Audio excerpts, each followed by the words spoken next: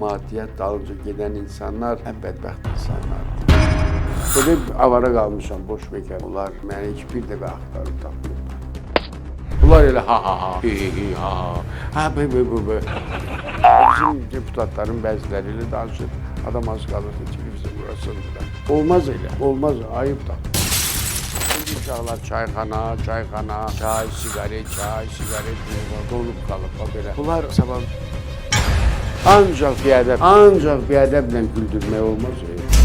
İndiki cavanların xoşbəxtliyi ondan ibarətdir ki, papalapam gəlib düşürlər bir zamaniyə ki, maşın altlarında, telefon əllərində, nə bilim orada, burada 360 manat təqaüd alacaq. 60 həll olacaq 330 manat çaşdım biraz, neçə qəpik. Mən də işləyim maşın söhbətində deyil. Birini bağışlaya bilərsin? Yox, 140-an, bəli, paltar yuyən bir də şirə soxmaq.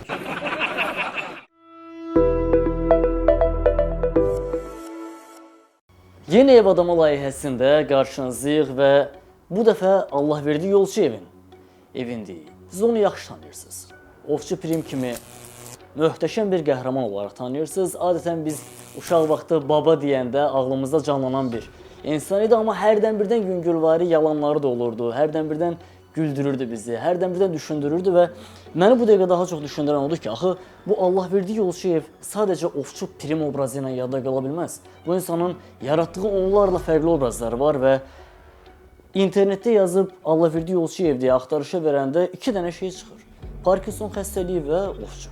Nəyə görə? Ümumiyyətlə, Allahverdi bəy nələrdən incikdir, nələrin daha yaxşı ola biləcəyini düşünür. Bir ev adamı kimi bizlə nələrin müzakirəsini edə bilər, nələrdən dərdləşə bilərik. Bax, indi bütün bu suallarımıza cavab tapmağa çalışacağıq. Hər vaxtınız xeyir Allahverdi bəy, necəsiniz? Xoş gəlmişsiniz, həmişə siz gələsiniz bir Çingiz qardaşım. Bəli. Evladım yaşındasınız, onlarla balacaqsınız, hətta nəvəm yaşında uyğun gəlirsiniz. Onun dəxili yoxdur, əsas odur ki, qapın döyülsün, qonağın gəlsin, hər zaman süfrəyə hərəkət etmirlər. Doldurarsınız birazdan, əsas odur ki, biz buradayıq. Siz nə edirsiniz, yaxşısınız? Minnətdaram. Yaxşı ki, böyük sənətçiləri siz də yada salırsınız. Bəli, mən həqiqətən axtara. Axtarırsınız, tapırsınız, onun həyat tərzi, həyat haqqında, yaradıcılıq haqqında söhbətlər aparırsınız.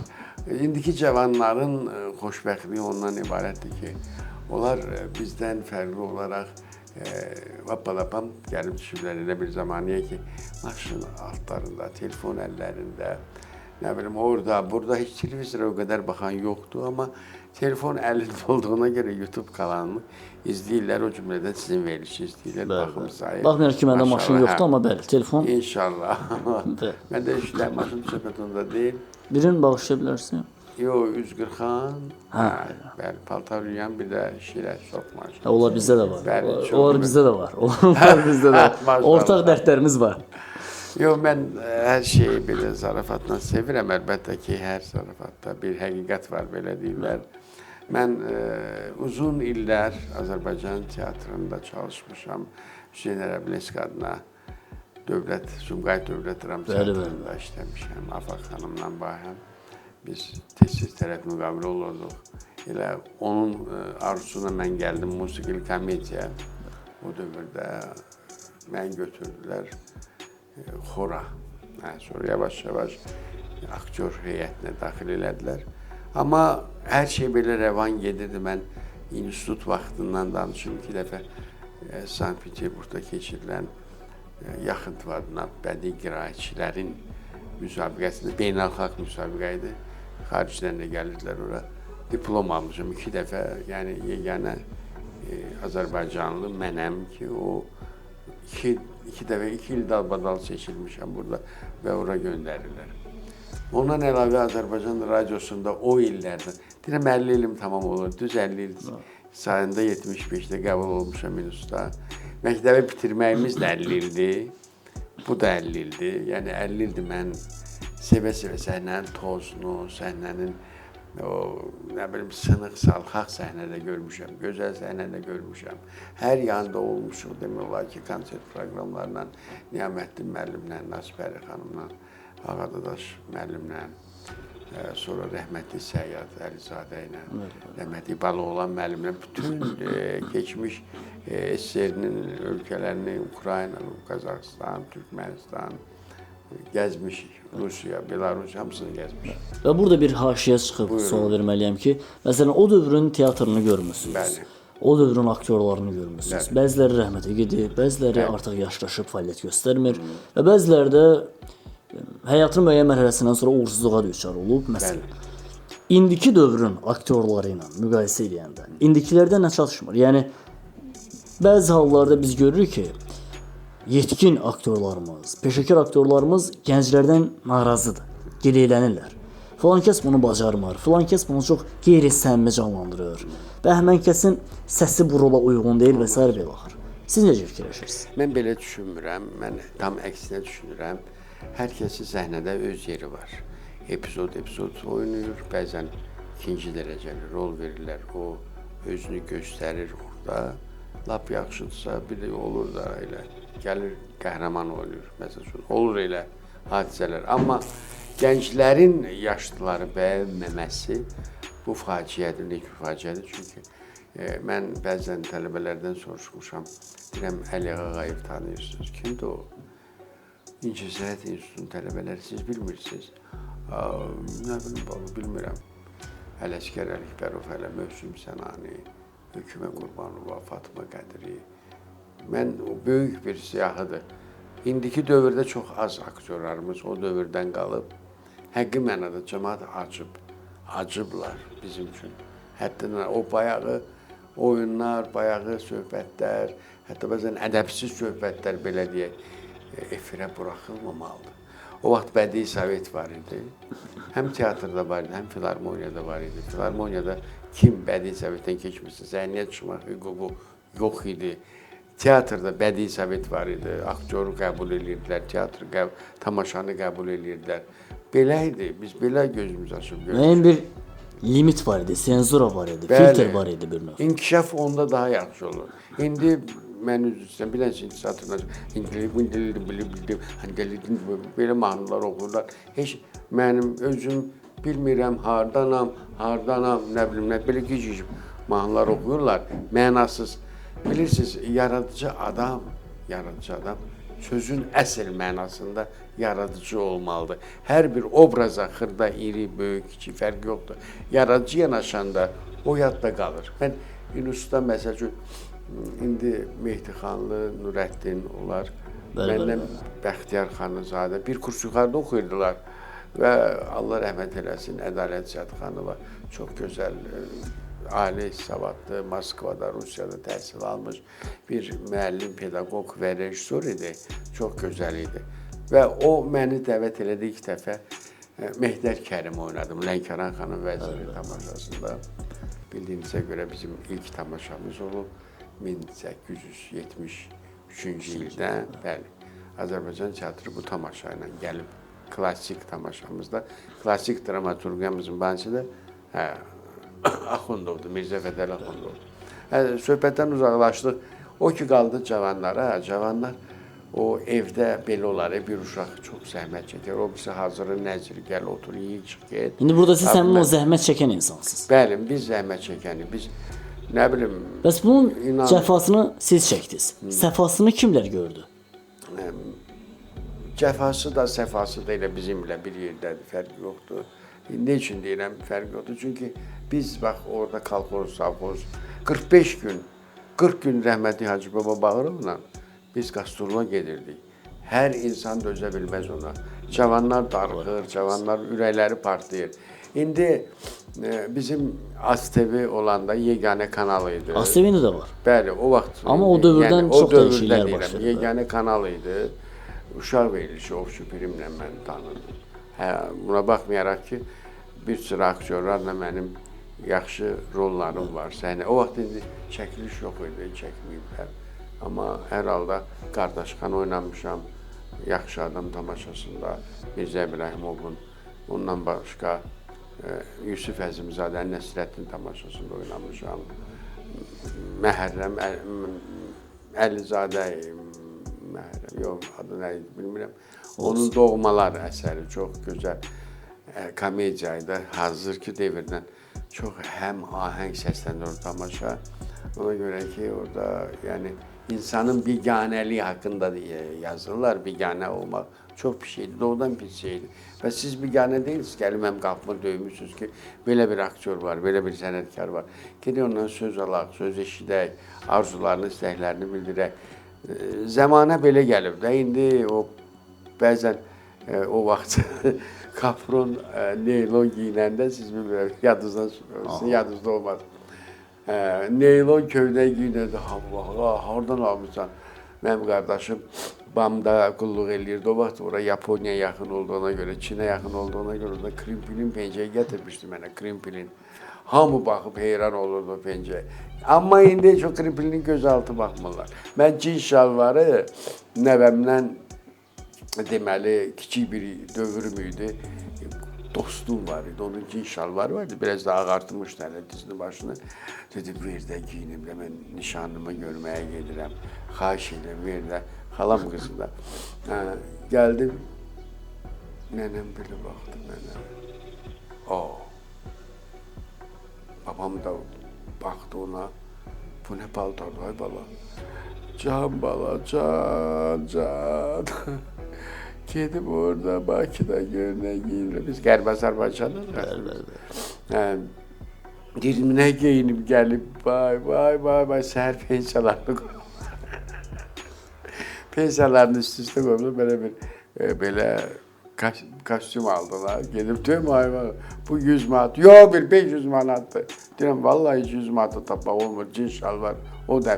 Amma indi, yəni cins şalvar, hansı küçüyə baxırsan, yerə səriblər.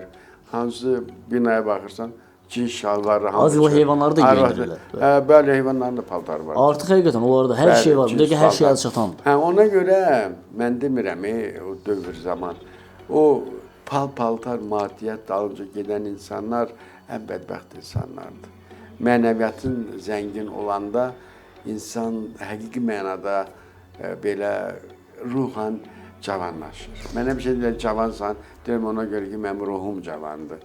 Nə qədər sənət yoldaşlarınız var, dostlarınız var, tanışlarınız var. Elələri varmı ki, onlardan incə düşəsiniz? Məsələn, zəng edib Allahın bir dənə salamın belə vermir, amma bu dəqiqə titul verilsə sizə, qalxıb qucaqlayacaq ki, mən səndən 55 ildir dostum. Məsələn, elələri varmı?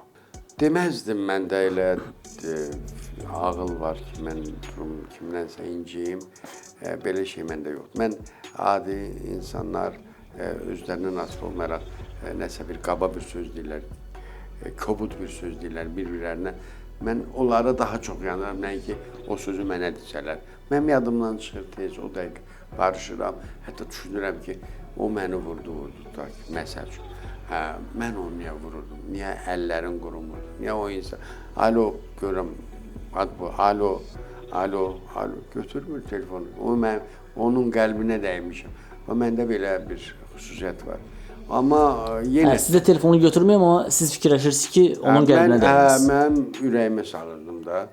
Amma indi elə bir zamandır ki, mən o korona bir zaman gəldi, geçdi. Bəli, koronavirus pandemiyası. Mən çox bilsin, insanların ölümü o qədər də xoş bir xüsusiyyət deyil insan çünki dursun üçün. Nə qədər adam öldü orada, ay Allah.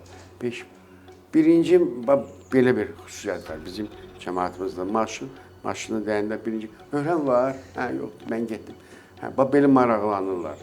Çox qəribədir. O koronada nə qədər adam məhv oldu, nə qədər yaxın adamlarımız itirdi, sənət adamları o sıradan getdilər. Çox təəssüf, çox təəssüf. Məsəl üçün, elə müğənni var idi ki, onun səsinə Baloğlan Əşrəfovun ifasına həmişə bizim xalqımızın ehtiyacı olub var. Sabir Əliyev xalq artisti, gözəl opera sənətkarı, çox gözəl müğənni idi. Səməd Səmədov, məsəl üçün, səhnəyə şuxluq gətirdi, belə oynamaq, sevinmək. O da Nizami İsmailov var idi, ondan götürmüşdü onu. Heç kəs maraqlanmayıb, yüzlərini demişəm, yaxın dostlarım, bax bu evimdə çörək yiyən, bu evimdə senari yazılan dostlarım, yaxın dostlarım deyirəm, onlar mənə heç bir dəfə axtarıb tapmayıblar. Hətta. Heç zəng eləməyiblər. Amma belə kurs yoldaşlarım mənim ən çox Qorxmaz Əlli Canzadədir, mənim dostum. Bir kursda oxumuşuq. Bizim qonşumuz. Bəli, çox. Yəni o həmişə zəng eləyir, mən zəng eləyirəm. Sonra Rauf Məmmədov var, bəstəkar. Çox. Biz elə iki gündən bir gedirik çayxanaya. Bizə başqa adam lazım deyil. O kinoda gözəl deyirlər. Amma sənət adamları biraz həssas olur. Söhbət deyil. Adam gərək vнимательно ola, diqqətli ola. Ürəkli yemək, kimatını verəcəyəm, Yekə olansan, mən pul alacaqdım. İstəyirsən 2 manat da verim. İş pulda da öyle, iş vinimatinli olmalıdır. Adamlar gerek birbirine vinimatinli olsun. Sen bana vinimatinli olarsa ben de sana. Düzdür, həqiqətən mən həddindən artıq küskünəm ha. Mən həyatdan küskün. Ona görə bu ev adama kömək eləyir. Gəlirsən, beynin açılır, öz-özünə danışırsan, belə hər hansı bir kitab oxuyursan. Kitab oxumaq nə qədər ləzzətli bir şeydir. Çox gözəl bir şeydir, çox, olduqca. Baxmaq, oxumaq, telefonda onun yerini verə bilməz. Canlı oxumaq, o tamam ayrı bir şeydir. Adətən deyirlər ki, komediya ustaları daxildə çox böyük kədər gəzdirir. Yəni, bilmirəm, mənə mi gəlir, yoxsa həqiqətən mi elədir, amma Arif Quliyevlə sizi yaman bənzədirəm. Yəni, sırf emosionallıq baxımından və biraz da kədərli görüntü baxımından. O da belə sakit təbiətli idi, o da səmimi idi və... Nəzərdən oxşasaydım, böyük xoşbəxtlik olardı. Ondan rejissorlarımız heç düzgün istifadə eləmədilər Arif Quliyevdən. Yaxşı, gözəl obrazlar gözləyir. Hamı ona baxırdı, söz atırdı. O da cavab verirdi, amma bizim Şəhər, yəni belə bir filmi var idi. Sumqayıt haqqında. Orada o faciə necə olur? Mən ağladım o filmə baxanda. Belə. Yəni Arif Quliyev əgər Azərbaycanda bu kloun deyirlər də ən çətin peşədir. Ən çətin peşədir. Sirkin özündə bir kloun necə cəmaatı ağladır, güldürür, hirsləndirir, əsəbləşdirir. Bunu bacarmaq lazımdır. Amma qonşu olmuşuq, gəlirdi rəhmət. Elə ki gün ölümündən qabaq mənə zəng elədi ki, danışa bilmirəm. Dedim, məsləhət odur ki, gedmə həkimə. Elə evdə hamı necə, sən də elə də. Otlar filan. Yox, mən həkimə gedmirəm, qorxuram, axır getdi, öldü. Nə bilim, neynədir, öldü, hayır. Allah rəhmət eləsin. Allah rəhmət eləsin. Allah rəhmət. Bir məsələ də soruşum. Məsələn, Ovçu Pirim var, hətta bildiyim qədərilə bir ara Savalan da var idi. Bəli, Savalan baba. Bəli, Savalan baba da. Sadıq Hüseynov. Bəli. Arzu Hüseynov onun oğludur. Bəli, bunun birinə davamı kimi gedir də sizə, silsilə şəkildə. Bu anlayışları kənara qoysaq və bir də təbii ki, artıq keçmişdə qalmış deyək, əməliyyatdan səbəbləri var idi. Sizdə əməliyyatdan sonra 2024-cü ilin fevralında səhvləməsi olmuşdu əməliyyat. Yox? Mənim əməliyyatım. Bəli. Yox, 1 il yoxdur, 8 aydır. 2024-cü ildə olmuyor. 2024 Bəli, əvvəlləri. 24-ün hardasa iyun ayı idi da. İyul. Olsun. Və 2024-cü ilin lap iyun ayından bəri mən internetdə yazıb axtarışa verirəm ki, Allahverdi Yolçiyev və bu adın qabağına ya Ovçu Pirim çıxır, ya da Parkinson xəstəliyi çıxır. Bəli. Efirlərin, saytların sizi sadəcə bu iki anlayışla yada salması necə reaksiya doğurur sizdə? Bir xanım var, mən üzünü görməmişəm, Cəvahir xanım, jurnalist. Həmişə yazır, həmişə də yeni bir sual verir. Bu ötdü, getdi də indi. Əməliyyat filan, beşməkan.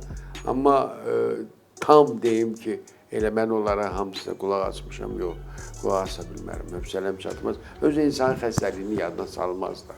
Əksinə deyərlər, keçmiş olsun filan, beşməkan. O qədər çox deyirlər ki, adam keçirdə də bilmir. Keçmiş olsun, amma yaddan da çıxmağa qoymurlar. Alınmır, bəli, belə işlər olur.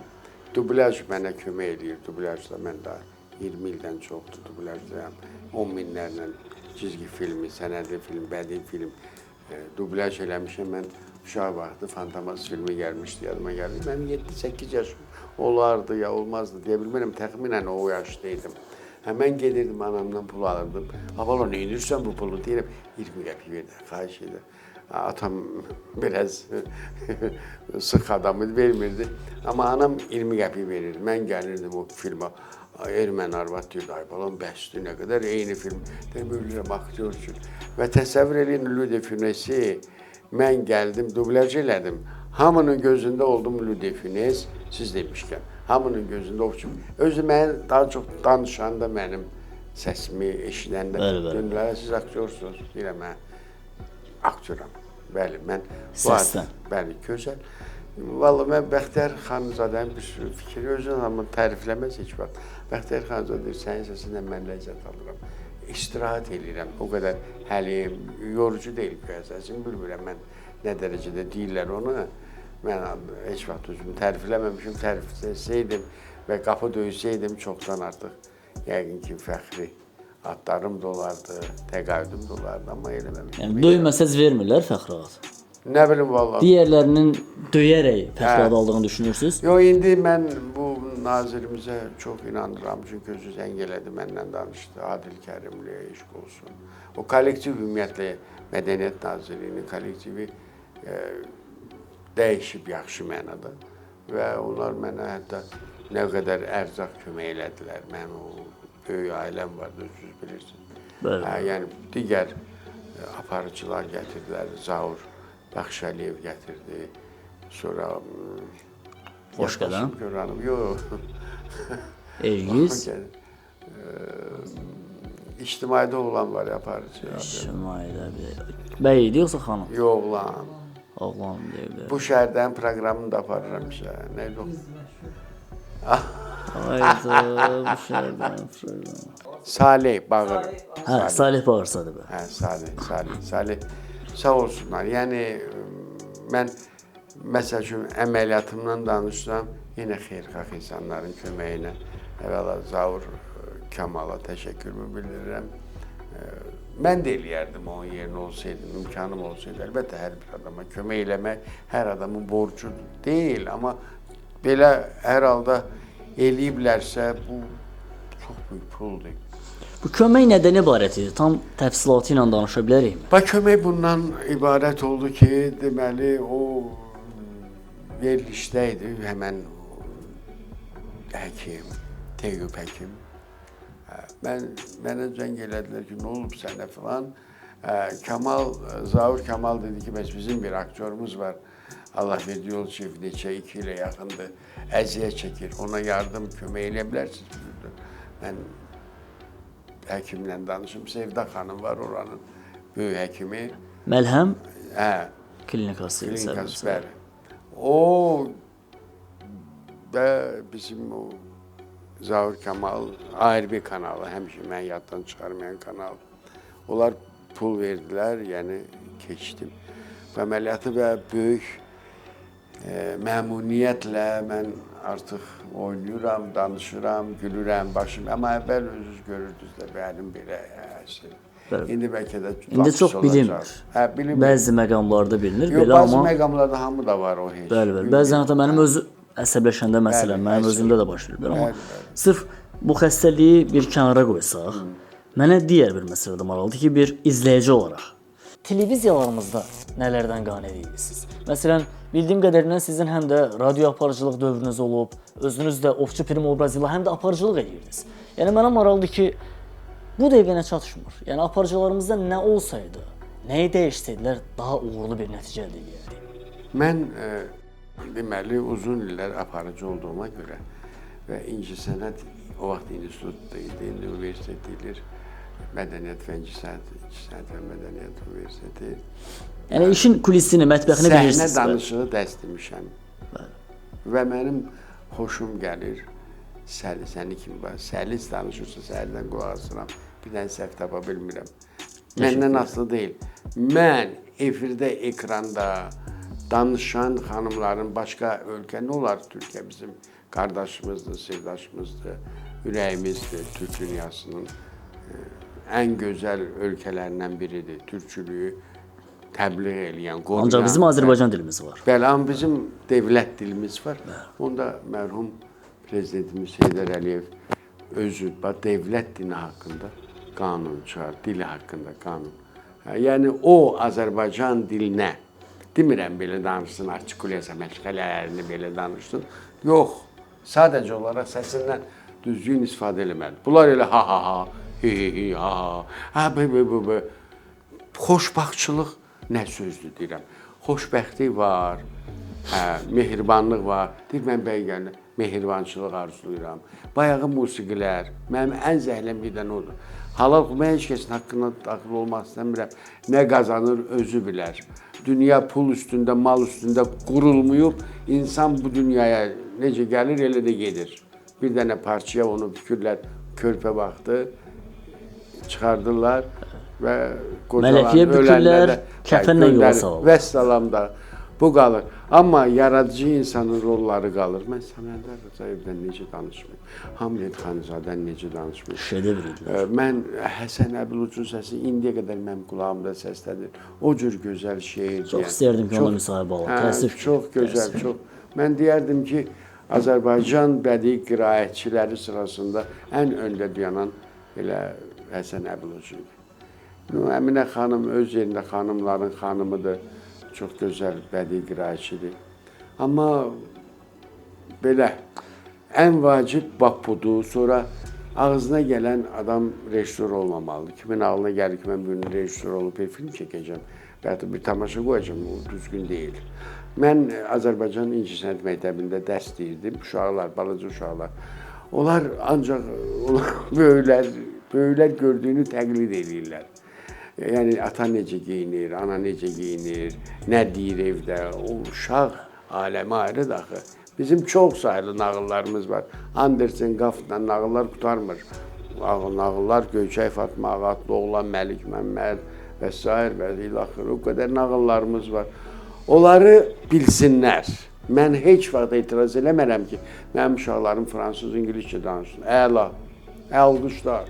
Amma ilk növbədə Azərbaycan dilində danışmaq lazımdır. Çünki bu dil çox gözəldir. Və bizim deputatların bəziləri ilə danışır. Adam az qalırsa televizyon burasındır. Olmaz elə. Olmaz, ayıb taxılır. Başqa dili öyrənmək üçün pul verirsiniz, müəllim tutursunuz. Özünüzün imkanınız var. Bizim, bu da avara qalmışam, boş bekar adamam. Mənim müəllim tut, mən gəlim öyrədim səni. Fəaliyyət göstərmirsiniz hazırda? Yox. Nə işlə məşğulsunuz? Bəs necə qazanırsınız?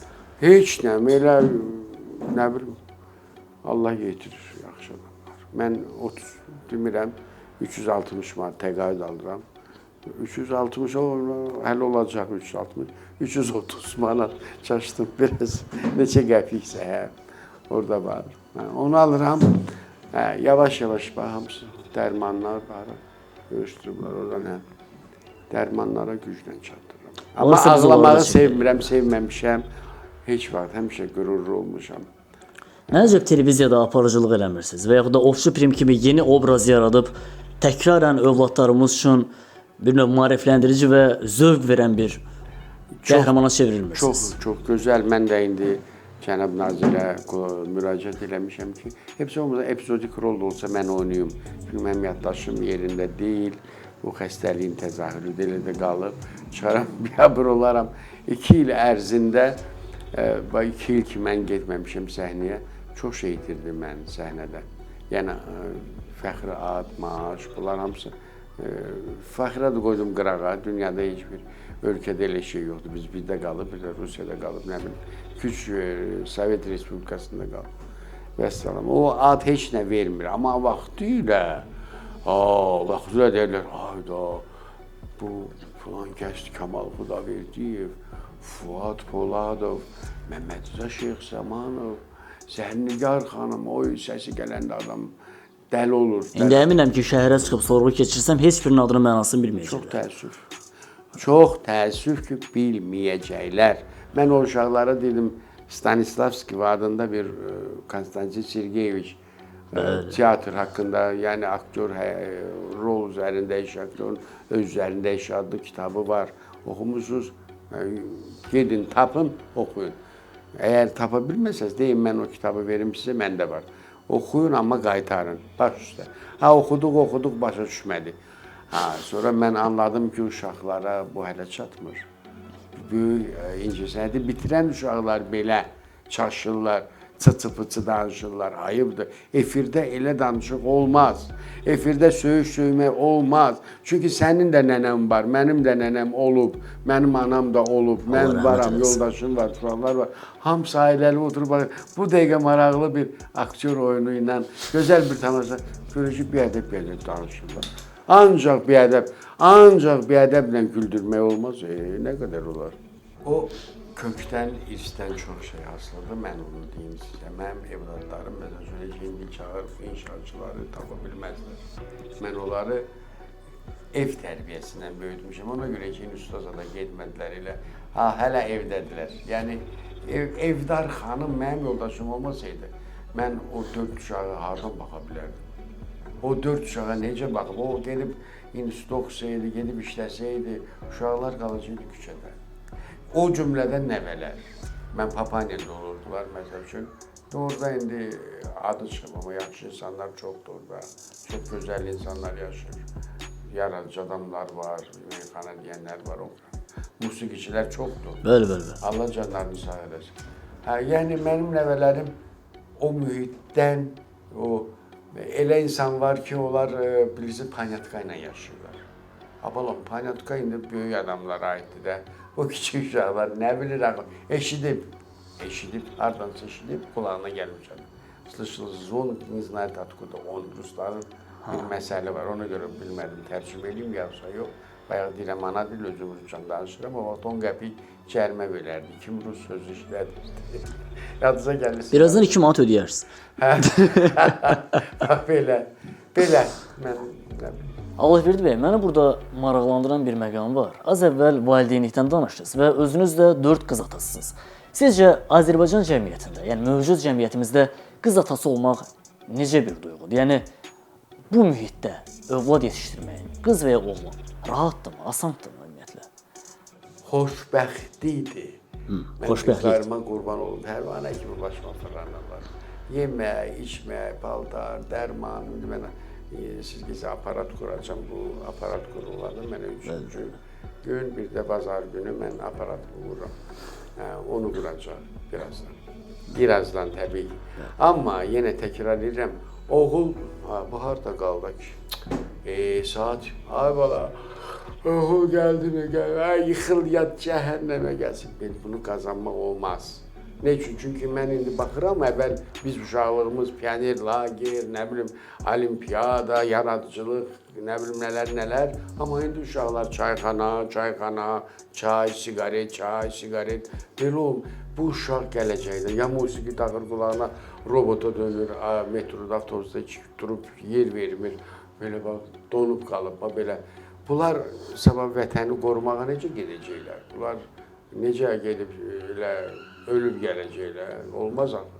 Öləndən sonra gəlməkləri də biraz müəmmalıdır. Əlbəttə, o əskər gedən adam idmançı. İdman mən, bax, olsaydım bizim o icra orqanlarının yerinə bu bağçanın yanında tutaq ki, böyük bir idman zalı açardım. Uşaqlar, balaca uşaqlar. Gələcək olardı. Biz özümüz elə düşünürük həmişə nəsə. Yox, maşını mən alım, mən filan alım. Uşağı fikirləşdə. Uşaq da böyüyür, artıq gençdir. Mən elə uşaq görmüşəm hamının yanında məclisdə ata-anasını biabır el, belə qışqırıb suyur. Ayıbdır. O nədir? Üzeyir bəy həmişə üzü istəmir. Xəzə bir filifin bir uşaq olur, həmişə deyir, atası onu gəzdirərmiş. O deyir, bu əmiyə bir dənə söy, sən, bu əmiyə bir dənə söy, hamısı güldü. Axırda bir gün qumar oynayır uşaq, burada bıçaqla vurub öldürürlər. Və müəllif deyir ki, kimdir günahkar? Kim? Valideyn, təbii. Sən deyirdin, onun nəticəsi budur. Amma elm, bilik öyrətmək bu çətin deyil. Bizim evlatlarımız elmli olsalar, ağıllı, savadlı olsalar, mən bana jurnalist kimi danışa bilərəm, aktyor kimi, obrazla danışa bilərəm. Bu mənim peşəmdir. Mən təəccüblənmirəm. Ənvər Dadaşov kimi mənim müəllimim olub, Adil İskəndərov kimi mənim müəllimlərim olub. Bunlar qarşısında baş əyirəm, onlar mənə öyrədiblər. Allah rəhmət eləsin. Və sonda Allahverdi yolçuyer olaraq, sizcə hazırda istədiyiniz nöqtəyə gəlib çatmısınızmı? Yox. Ya başqa yerdə ola bilərdi sizcə? Ola bilərdim, amma qalmadım. Niyə? Mən Nəyə Almaniyada görə olursun? əskərlikdəydim. Mən orada bütün o dövrdə tədbirləri mən hazırlayırdım. Komandir, diviziya komandiri gəldi, şəxsə general adamdır. Qal burada, biz səni hər cür təmin edir. Sən bu bizə belə xoş göz tamaşa hazırladım orada. Isidor Stokun nə bilim şeytan nə bilim nə tamaşası var. Onu hazırladım məktəb uşaqlarından. Yəni o qədər, amma dedim yox, mən səhnəmin tozunu heç nə dəyişmərəm. İndi də elə fikirləşirəm. Mən başqa peşədə işləyə bilməzdim. Mən komsomol katibi olmuşam institutda. Bakı Sovet komsomol nəmləyinin birinci katibi Azad Cavid mənim elə dostum idi. Bax, yəni dedi gəl, dedi getmədim. Amma teatrın tozu məni aldatıb. Teatr demişkən, tanınmış tələbələriniz varmı yəni? Mən bilirsiniz, bəzi adam sadalayardı. Mən əvəz eləmişəm, müəllimləri çox var. Amma mən mədəni maarifə dərslediyimə görə mənim elə tanınmış, mən misal üçün Ənvər Vəliyev bizə çox Allah rəhmət eləsin. Ənvər Dadaşov müəllim, mən assistent idim. Müəllimliyi öyrənirdim. Ona görə yəni indi mən düşünürəm ki, onlar mənim tələbələrim düzgün çıxmaz. Amma mənim əsl tələbələrim mədəni maarif axşamda oxuyurdu və yaxud da gündüzdə oxuyurdu mədəni maarif fakültəsində. Məncə çox qəşəng bir müsahibə alındı. Sağollaşmaq istəyirəm, amma ağlımda hələ də qalıb bu sual. Məsələn, maliyyə durumunuz necədir? Qısaca soruşmalı olsam, necə yaşayırsınız? Hər şey qaydasındadırmı? Vallahi mən deyirəm də, bax, nazirlik mən hərdən yardım eləyir. Bəzi iş adamları mənə kömək eləyirlər, bilirlər də. Mən heç vaxt heç yersə müraciət eləməmişəm. Özləri axtarıblar, deyiblər mənə. Biz o adamı hörmət eləmək istəyirik. Sadəliyinə görə, nə bilim nəyinə görə. Biz o adama bunu çatdırıq. Sadəcə adını da bilməmişəm, inan. Heç bilməmişəm kimdəndir bu maddi yardım. Birləşdi mən, lazımdır. Bu sənin pulun. Amma bununla həmişə dolanmaq olmaz axı. Mən müraciət eləmişim elə bu yaxınlarda nazirimizə məktub yazmışam ki, mən tələbə yoldaşım idi, Əli Qismət Lalayev işdən çıxartdılar. Musiqili komediya teatrında. Allah şükür olsun. Mən ona getdim, dedim ki, mənə episodik rollar verir mənə. Xorda oxumağa imkanı. Mən maaş alım da. Yox, sən qocalmısan. Qocalmısan, özü getdi qocaldı. Geçdi. Amma nə bilim, bir dənə ailədə bir dənə yoldaşım çox uşaqlığa görə 200 nə qədər pul alır, 300 nə qədər mən alıram. Bir, nə bilim, bir qızım bərbərdir. Belə, onu da o qədər arenda pulu böyük, çox böyük pul istədilər ona görə. Evimizdə, o bir evimizdə daha doğrusu. Onu nəylə almışam evi, deyərsiniz bu evləri var elə danışır. Mən vaxtilə 40 ilə yaxın toya gedmişəm axı. Masa bəyi kimi, tamada kimi yaxşı pul qazanmışam. Dublyajdan biz elə pul alırdıq, dəhşət, indi yoxdur da. İndi artıq müğənnilər özləri aparırlar toyu. Heç aktyorlara imkan vermirlər. Axı insanlar, nə bilim, eşitmək qabiliyyətli elə bir bağca itirib cəmaat. Allah özü kömək olsun, Allah verdi bəy. Sağ olun. Minnətdarıq ki, suallarımıza tam səmimi cavab verdiniz və elə bizi sözün əsl mənasında ev adamı kimi qarşıladınız. Çox sağ olun.